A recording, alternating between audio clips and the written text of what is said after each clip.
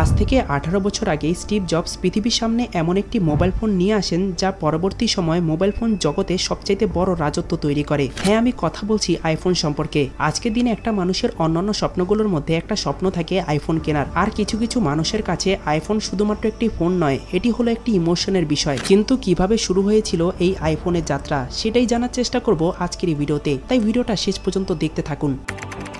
2007 সালের 9 জানুয়ারি ইতিহাসের একজন অন্যতম লিজেন্ড স্টিভ জবস ক্যালিফোর্নিয়াতে তার প্রথম আইফোন ফার্স্ট জেনারেশন লঞ্চ করেন, যেখানে তার ইন্ট্রোডাকশনটা ছিল চিরস্মরণীয়। তিনি বলেন, আমরা এমন একটি রেভলিউশনারি মোবাইল ফোন তৈরি করেছি যেটাকে আপনারা শুধুমাত্র হাতের স্পর্শের মাধ্যমেই চালাতে পারবেন। এটাকে চালানোর জন্য আপনাদের কোনো প্রকার বাটন বা স্টাইলিশ প্রয়োজন হবে না। স্টাইলিশ হলো এই জিনিসটা। এরপর 29 জুন 2007 সালে প্রথম আইফোনকে লঞ্চ করা হয় এবং এর দাম রাখা হয় $499, যেটা তখনকার প্রাইস হিসেবে অনেক বেশি ছিল। এই ফোনের ডিসপ্লে ছিল 3.5 ইঞ্চির, 4GB, 8GB এবং 16GB স্টোরেজ সহ 128GB র্যাম দেওয়া হয়েছিল এই মোবাইলটির সাথে। 2G হওয়ার কারণে এই মোবাইলের ইন্টারনেট স্পিড অনেক বেশি স্লো ছিল। এই ফোনটিতে সামনের ক্যামেরা ছিল না এবং ভিডিও রেকর্ড করার অপশনও দেওয়া হয়নি, অর্থাৎ এই ফোনটি দিয়ে আপনারা শুধুমাত্র ছবি তুলতে পারবেন। এছাড়াও এই মোবাইলটি শুধুমাত্র আমেরিকা ছাড়া অন্য কোনো দেশে বিক্রি হয়নি, কিন্তু তবুও এই ফোনের 60 লক্ষ পিস বিক্রি হয়। এর এক বছর পর 2008 সালের 11 জুলাই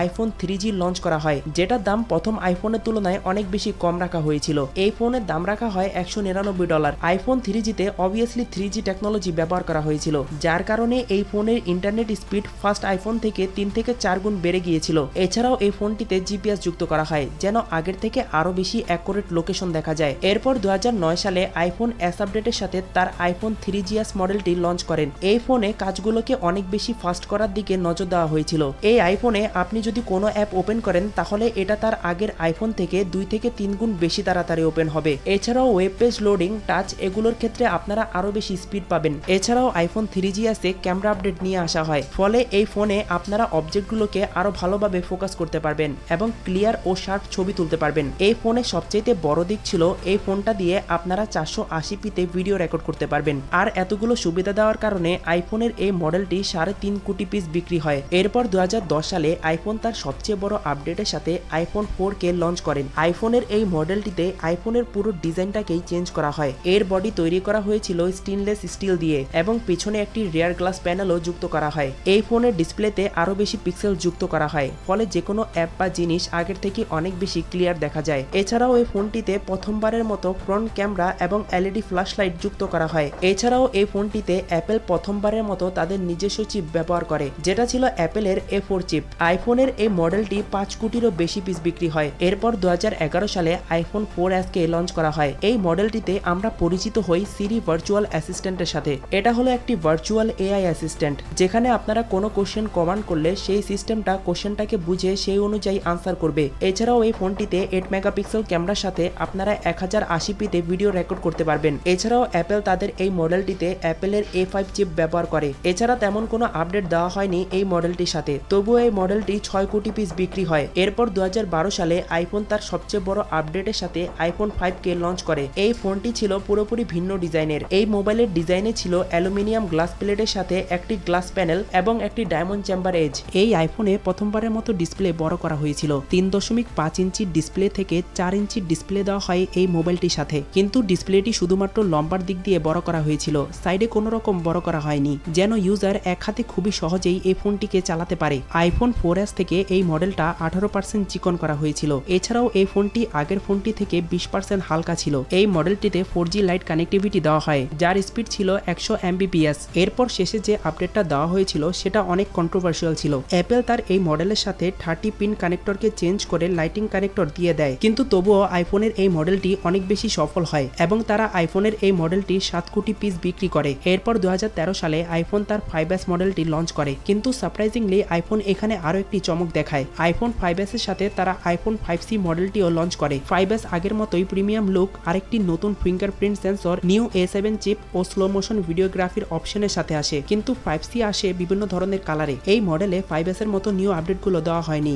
এখানে তাদের স্ট্র্যাটেজিটা ছিল বেশি বেশি মানুষের কাছে আইফোন সেল করা, কারণ 5S এর তুলনায় 5C এর দাম খুবই কম ছিল। 5S এর দাম ছিল তখনকার সময়ে $199 আর 5C এর দাম ছিল মাত্র $99, কিন্তু দাম এত কম হওয়া সত্ত্বেও মানুষ 5C মডেলটিকে না কিনে 5S মডেলটিকে বেশি ক্রয় করে। 5C মডেলটি বিক্রি হয়েছিল 2,40,00,000 পিস আর 5S বিক্রি হয়েছিল 5,20,00,000 পিস। বছর যত গড়া ছিল অন্যান্য ফোনগুলো তাদের ডিসপ্লে সাইজকে বড় করে যাচ্ছিল, কিন্তু আইফোনের ডিসপ্লে বড় না হওয়ার কারণে তারা অনেক বেশি সমালোচনার মুখোমুখি হয়। তাই তারা ডিসিশন নেয় যে তারা তাদের আইফোনের ডিসপ্লে সাইজ বড় করবে। এরপর 2014 সালে আইফোন ইন্ট্রোডিউস করে তাদের আইফোন 6 এবং 6 প্লাস মডেলটি। এখানে আইফোন দুটি ভিন্ন সাইজের বড় বড় ডিসপ্লে অফার করে। আইফোন 6 আসে 4.7 ইঞ্চির ডিসপ্লের সাথে এবং আইফোন 6 প্লাস আসে 5.5 ইঞ্চির ডিসপ্লের সাথে। এখন এই ফোনটাকে এক হাতে ব্যবহার করা অনেক বেশি কষ্টকর হয়ে যাচ্ছিল, তাই তারা এটির একটি সলিউশন বের করে। তারা বলে আপনারা যদি এর হোম বাটনকে দুইবার ক্লিক করেন তাহলে ডিসপ্লের কন্টেন্টগুলো অর্ধেক ডিসপ্লেতে শো হবে, ফলে আপনারা খুবই ইজিলি এই ফোনটাকে চালাতে পারবেন। বড় ডিসপ্লের সাথে তারা তাদের ডিসপ্লেতে আরো বেশি পিক্সেলস অ্যাড করেন। এছাড়াও তারা তাদের মোবাইলটিকে আরো বেশি পাতলা করেন। ডিসপ্লে বড় হওয়ার কারণে তারা এতে একটি বড় সাইজের ব্যাটারি যুক্ত করেন, ফলে ব্যবহারকারীরা 4 ঘন্টা বেশি কথা বলা এবং 2 ঘন্টা বেশি ইন্টারনেট ব্যবহার করার সুযোগ পায়।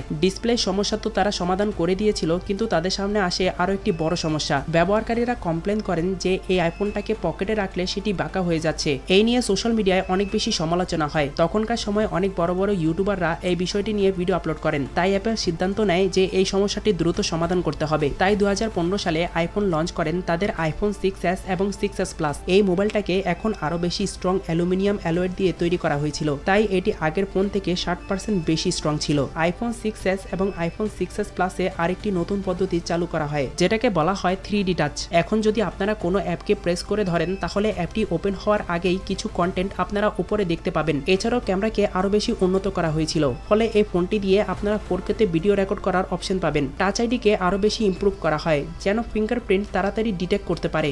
এর 6 মাস পর অ্যাপল তাদের আরো একটি কম বাজেটের ফোন লঞ্চ করে, আর সেটা হলো আইফোন SE। এই মডেলে তারা 5C এ করা ভুলগুলো সংশোধন করে। এই ডিভাইসে ছিল A9 চিপ, যার দাম রাখা হয়েছিল $399। কম বাজেটের হওয়ার কারণে কাস্টমার এই ফোনটিকে অনেক বেশি পছন্দ করে এবং এই ফোনের 30 মিলিয়ন পিস বিক্রি করা হয়। ওই একই বছরে 2016 সালের শেষের দিকে অ্যাপল তাদের আইফোন 6 এবং 6 প্লাস লঞ্চ করে। ব্যবহারকারীরা মনে করেছিলেন যে তারা হয়তো এই মডেলটিতে অনেক বেশি আপডেট নিয়ে আসবে, কিন্তু এমনটা কিছুই হয়নি। তারা এই মডেলে একটি ক্লোসি কালার অ্যাড করে। এই মডেলে এখন হোম বাটনে ক্লিক করার প্রয়োজন নেই, এখানে হালকা করে প্রেস করলে এখন এই বাটনটি কাজ করবে। এই মডেলে ক্যামেরা স্পিকার উন্নত করা হয়েছিল এবং আগে থেকে 25% বেশি ব্রাইটেন ডিসপ্লে অফার করা হয়েছিল। এই ফোনে সবচেয়ে বড় সমালোচনা তো তখন হয় যখন এই মডেলটিতে হেডফোন জ্যাক সরিয়ে দেওয়া হয়। এখন কেবল হেডফোন ব্যবহার করার জন্য আপনাকে একটি এক্সট্রা অ্যাডাপ্টার কিনতে হবে। অ্যাপল এখানে ইচ্ছে করেই এই সমস্যাটি তৈরি করেছিল যেন তারা আবার নিজেরাই এই সমস্যাটি সমাধান করতে পারে। এবার তারা ইন্ট্রোডিউস করে তাদের অ্যাপল ইয়ারপড।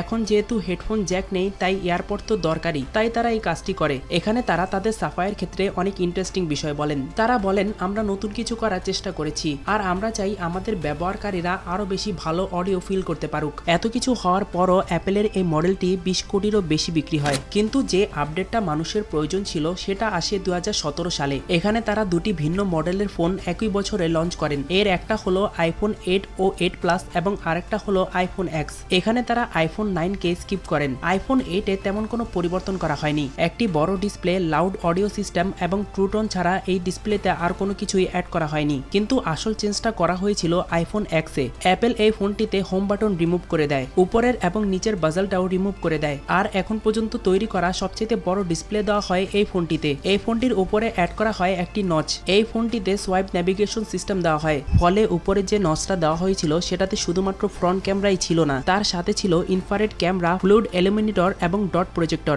আর এগুলো দেওয়ার কারণ ছিল যেন ফেসকে আরো ভালোভাবে স্ক্যান করা যায় এবং আইফোনের লক খোলা আরো বেশি সহজ হয়ে যায়। কিন্তু এতগুলো সুবিধা দেওয়ার কারণে অ্যাপল এই ফোনটির দাম রাখে প্রায় $1000। কিন্তু এত দাম রাখা সত্ত্বেও এই মডেলটির 6,30,00,000 পিস বিক্রি হয়। এরপর 2018 সালে আইফোন লঞ্চ করে আইফোন XR, আইফোন XS ও XS Max। IPhone XR iPhone X থেকে একটু আপডেটেড ছিল এবং এর 5 থেকে 6টা কালার ভ্যারিয়েশনও ছিল, কিন্তু দাম ছিল আইফোন X থেকে কম, তাই এটি 2018 সালে সবচেয়ে বেশি বিক্রি হওয়া ফোনে পরিণত হয়। আইফোন XS ও XS Max এ তেমন পরিবর্তন করা হয়নি। এই মডেলে ক্যামেরাকে আরো বেশি উন্নত করা হয়েছিল এবং A12 বায়োনিক চিপ ব্যবহার করা হয় এবং ব্যাটারি লাইফকেও আরেকটু বাড়ানো হয়। এরপর 2019 সালের নভেম্বর মাসে অ্যাপল তাদের আইফোন 11, আইফোন 11 প্রো এবং আইফোন 11 প্রো ম্যাক্স লঞ্চ করে। এই ক্ষেত্রে আমরা একটি নতুন নামের পদ্ধতি দেখতে পাই। এই মডেলগুলোতে প্রথমত A13 বায়োনিক চিপ ব্যবহার করা হয়। এছাড়াও ব্যবহার ব্যবহার করা হয় fastest CPU Intel core i7,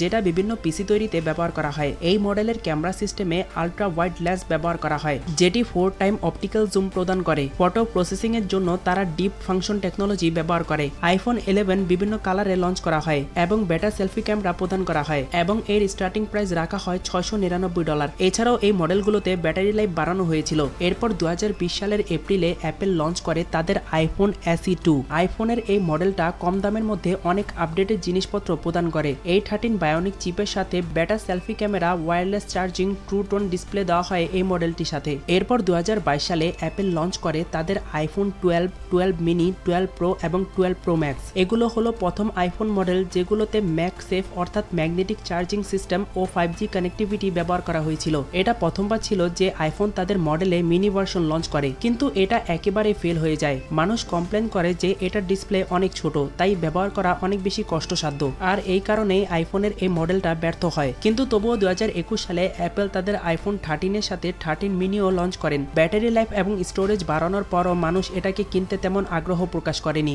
iPhone 13 pro এবং 13 প্রো ম্যাক্সে 2.5 ঘন্টা বেশি ব্যাটারি লাইফ এবং A15 বায়োনিক চিপ দেওয়া হয়। এরপর 2022 সালে অ্যাপেল তাদের আইফোন SE 3 লঞ্চ করেন। এতে 5G কানেক্টিভিটি দেওয়ার পাশাপাশি 2 ঘন্টা বেশি ব্যাটারি লাইফ দেওয়া হয়। এরপর 2022 সালের সেপ্টেম্বরে অ্যাপেল তাদের আইফোন 14, 14 প্লাস, 14 প্রো ও 14 প্রো ম্যাক্স লঞ্চ করেন। এবার আইফোন তাদের মিনি ভার্সন তৈরি করা বন্ধ করে দিয়েছিলেন এবং আইফোন 14 এ 6.1 থেকে 6.7 এর লার্জ ডিসপ্লে দেওয়া হয়। 14 প্রো এর মধ্যে নচটাকে রিমুভ করে ডাইনামিক আইল্যান্ড দেওয়া হয়, যার মধ্যে আপনারা মাল্টিটাস্কিং করতে পারবেন। প্রো মডেলে প্রথমবারের মতো 48 মেগাপিক্সেল ক্যামেরা দেওয়া হয়। এরপর 2023 সালের সেপ্টেম্বরে আইফোন 15 ও 15 প্লাস লঞ্চ করা হয়, যেখানে তেমন কিছু চেঞ্জ করা হয়নি। শুধুমাত্র চার্জিং এর ক্ষেত্রে লাইটিং কানেক্টরটা বাদ দিয়ে USB Type-C পোর্টটা দেওয়া হয়। 15 প্রো এবং 15 প্রো ম্যাক্স তৈরি হয় টাইটেনিয়াম এবং স্টেনলেস স্টিল দিয়ে, ফলে মোবাইলটি আরো বেশি হালকা হয়ে যায়। এছাড়াও এই ফোনে নতুন অ্যাকশন বাটন অ্যাড করা হয়, যেটির মাধ্যমে ব্যবহারকারীরা দ্রুত ফ্ল্যাশ লাইট, ক্যামেরা আরো বিভিন্ন জিনিসপত্র অ্যাক্সেস করতে পারবে।